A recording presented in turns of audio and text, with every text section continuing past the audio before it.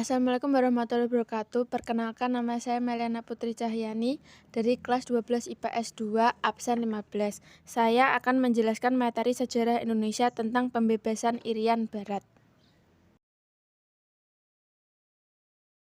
Perjuangan pembebasan Irian Barat. Irian Barat atau saat ini lebih kenal dengan nama Papua Barat merupakan wilayah NKRI yang dulunya berada dalam kekuasaan Belanda. Irian Barat masuk bergabung menjadi bagian NKRI harus melalui perjuangan yang panjang dan penuh dengan pengorbanan. Karena kesamaan visi, misi, dan latar belakang, maka pemerintah berusaha memperjuangkan pembebasan wilayah Irian Barat dari kekuasaan Belanda.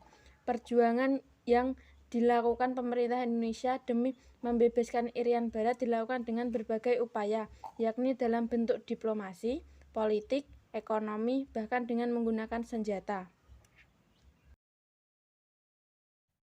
Melalui diplomasi, pemerintah RI saat itu mengambil langkah diplomasi dalam upayanya membebaskan wilayah Irian Barat dari kekuasaan bangsa Belanda. Langkah tersebut lebih dipilih oleh bangsa Indonesia demi menghindari pecahnya konflik bersenjata di kedua belah pihak yang akan memakan korban jiwa, baik dari pihak bangsa Indonesia sendiri maupun di pihak bangsa Belanda. Berikut langkah diplomasi yang pemerintah Republik Indonesia lakukan demi memperjuangkan pembebasan Irian Barat. Diplomasi dengan pihak Belanda. Sesuai dengan isi kesepakatan Konferensi Meja Bundar atau KBM, permasalahan mengenai Irian Barat penyelesaian ditunda setahun setelahnya.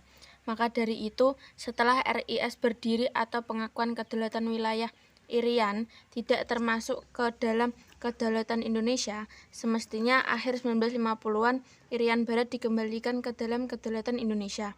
Namun sepertinya hal tersebut tidak berjalan mulus, sebab ada indikasi pihak Belanda berupaya mengingkari kesepakatan. Diplomasi melalui sidang di PBB. Karena segala upaya perundingan yang diusulkan kepada pihak Belanda tidak menghasilkan kesepakatan apapun, maka pemerintah Indonesia pun mengambil langkah membawa permasalahan tersebut ke forum PBB. Hal tersebut diupayakan oleh pemerintah Indonesia sejak tahun 1953. Namun, sayangnya hingga Desember 1957, usaha pemerintah Indonesia tersebut belum mendapatkan respon yang positif, sebab suara dukungan pada saat sidang umum PBB yang diperoleh kurang dari 2-3 suara keseluruhan peserta sidang. Upaya pembebasan Irian Barat dilakukan dengan pembentukan pemerintahan sementara di Irian Barat. Pemerintahan sementara tersebut dibentuk oleh Kabinet Ali Sastro Amijoyo pada 17 Agustus 1956. Pemerintahan sementara tersebut didirikan sebagai upaya mengukuhkan kedudukan Irian Barat masuk ke dalam kedaulatan Republik Indonesia. Daerah yang masuk ke dalam wilayah provinsi baru ini sebagian merupakan wilayah yang masih di bawah kekuasaan Belanda, dan juga ditambah beberapa wilayah lain seperti Tidore, Oba, Patani, dan Wasile di Maluku Utara. Sementara pusat pemerintahannya berada di Soasio Todere, Maluku yang diumumkan pada 23 September 1956.